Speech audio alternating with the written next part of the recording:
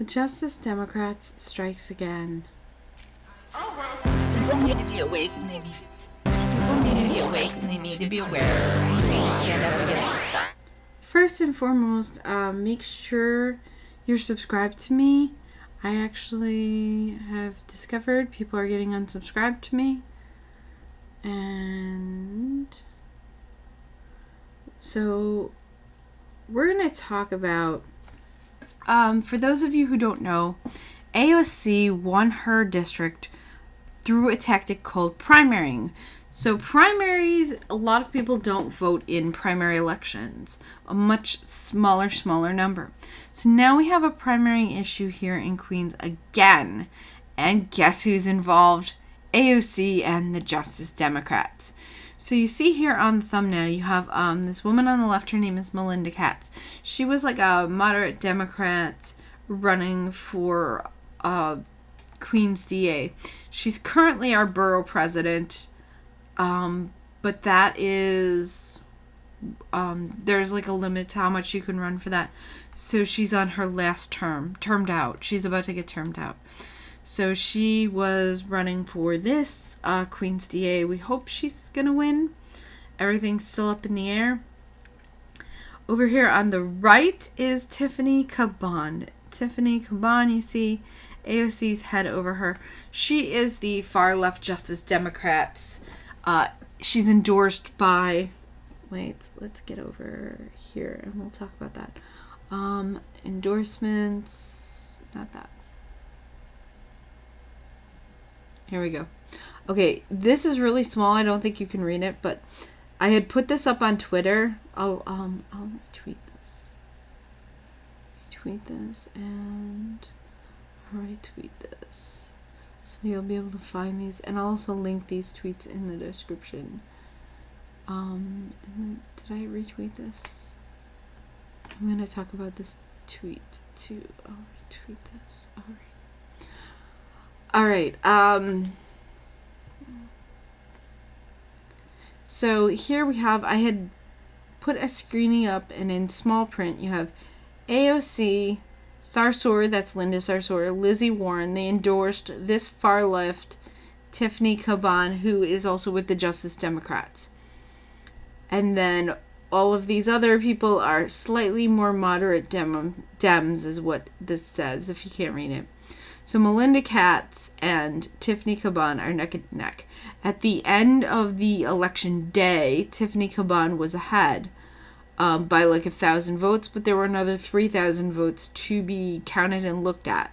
Some of them were affidavit ballots. I want to cover affidavits. There's also this guy, Lasak. He's a judge. Those are the primary. It's mostly between Caban and Katz. And then also a decent chunk of people voted for Lasak. There were actually full neighborhoods that went for Lasak. So, and then this is actually the same thing. These are the other two candidates that you can't see here. Alright.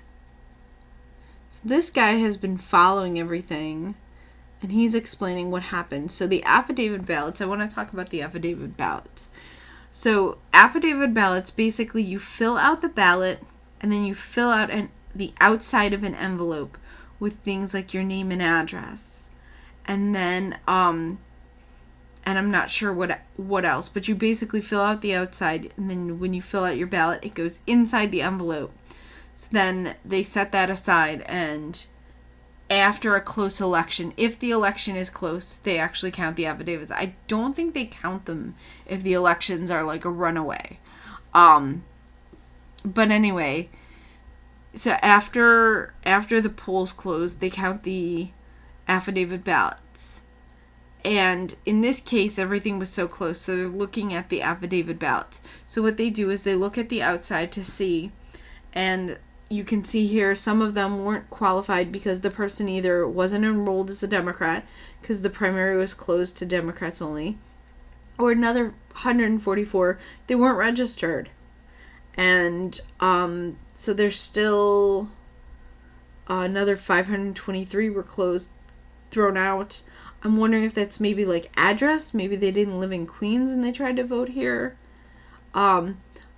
There's also another thing where this is very scary. Apparently they changed it. Here we go. What about the possibility of the Board of Elections failed to apply this year's statutory change?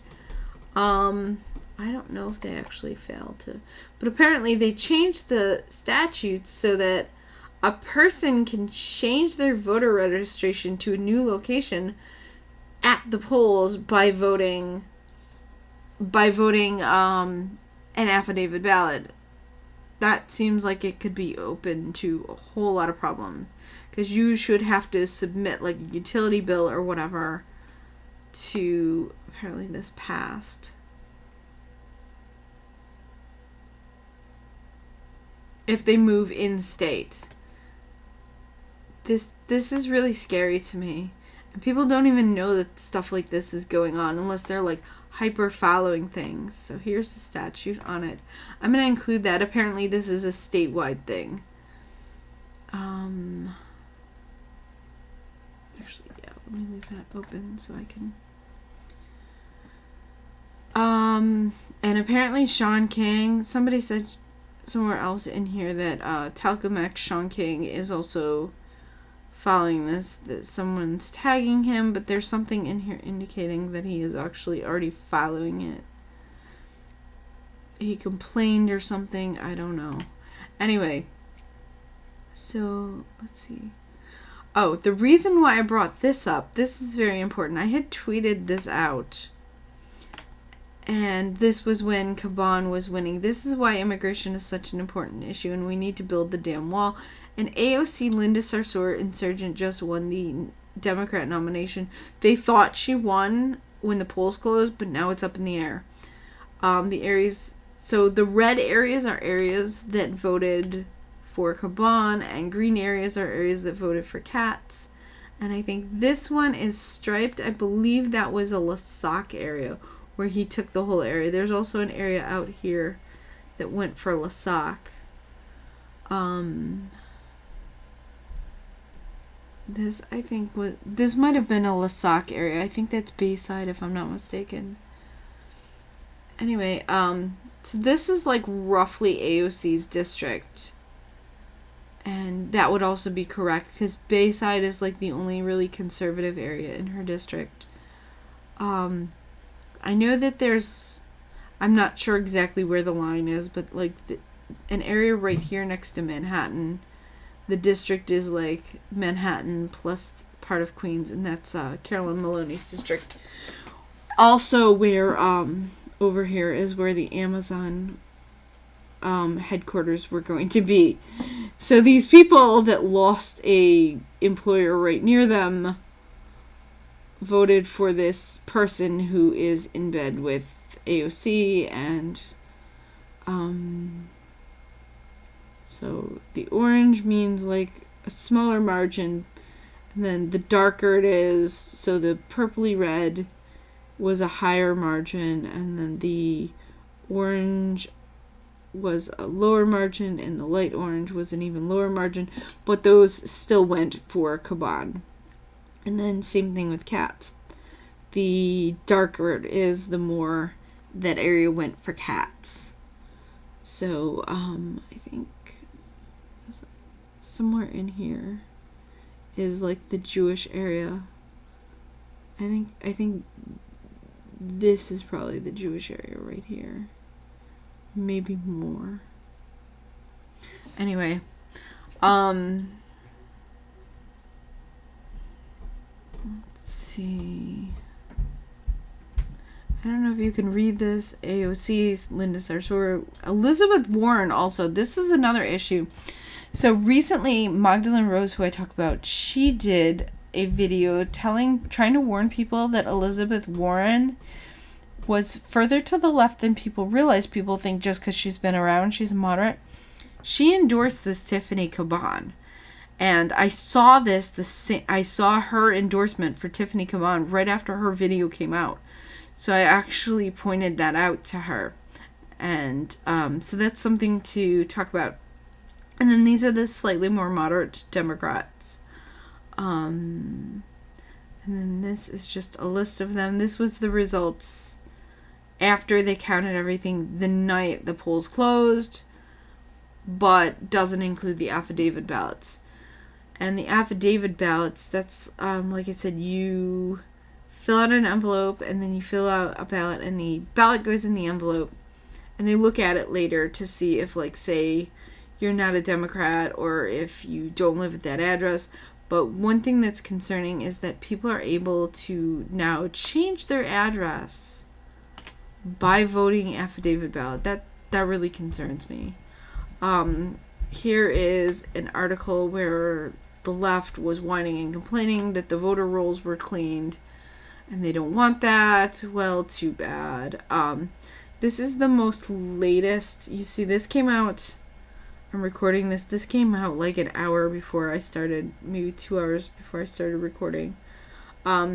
So right now, Katz is ahead by 16, but they still have more absentee ballots and affidavit ballots to discuss, and I believe it's in court to argue over whether certain, like Cabana is trying to, people who aren't registered Democrat and aren't registered in this area, she's trying to argue that they should be counted. I'm hearing also that people moved from Long Island, or claiming they're moving from Long Island right before the election, which seems really, really sketchy to me. So, yeah. And then de Blasio is on Caban's side. But this is just something I wanted to cover because, and something that's really, the recount could take up to, they're saying, upwards of 3 weeks. I mean, one thing about this is, yeah, they could be hurrying up to do this before the election. They have to print out stuff, probably start printing probably October or something. So, but this is key. Whoever comes out victorious in this is all but certain to win the general election in November. Basically, the tactic, this is like a primary tactic. People would not have wanted Caban, but they're using this because people are asleep in the primary elections. They're using the primary elections to sneak in these far left candidates.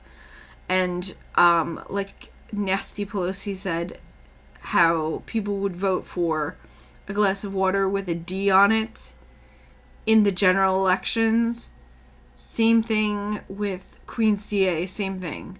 Half of AOC's district is in Queens, the other half is in Bronx, which is going to be, when I moved to New York City, the Bronx was like all Puerto Rican, but I think it's now more mixed Hispanics because they're bringing in so many. I swear, pretty much every Hispanic that I'm meeting and asking them where they're from, basically everybody seems to be from like Central to South America, like right on the border of it, like Ecuador. I'm getting Ecuador a lot from people, and other countries in that area. Guatemala, I get Guatemala a lot. So yeah, I don't think I meet any I don't think I've met any Puerto Ricans in a while. So when I've asked the Hispanic where they were from, it used to be everybody was either Puerto Rican or Dominican Republic. Everyone. And now I don't even come across people from those countries. I mean, I know Puerto Rico is actually part of the U.S., but you know what I mean. From those areas. There we go. That would be more correct. All right. I think I covered everything. Because I tried to record this before and it was too long, so I hope I'm not thinking I covered something and I actually covered it when I tried to record this before. But I'm going to include all the links, and if you have any questions for me, put them in the comments below and I will go ahead and answer them all for you. But basically, I guess the gist of it is that AOC's people and AOC are using this primary tactic again, and even if they don't win, it's razor thin close. Like I said, right now, Katz is up by 16 and everything is still up in the air. So literally 16 votes, like not 1,600, not 16,000, like literally 16 votes. How about that phrase that your one vote counts? Yeah, maybe it does. All right, everybody. Thanks for stopping by my channel. I'll see you all next time. Oh, well, people need to be awake and they need to be aware. They need to stand up against the stuff. Oh, well, people need to be awake. People need to be awake and they need to be aware. They need to stand up against this stuff. Oh, well. And it's so politically engaged. And it's so politically engaged.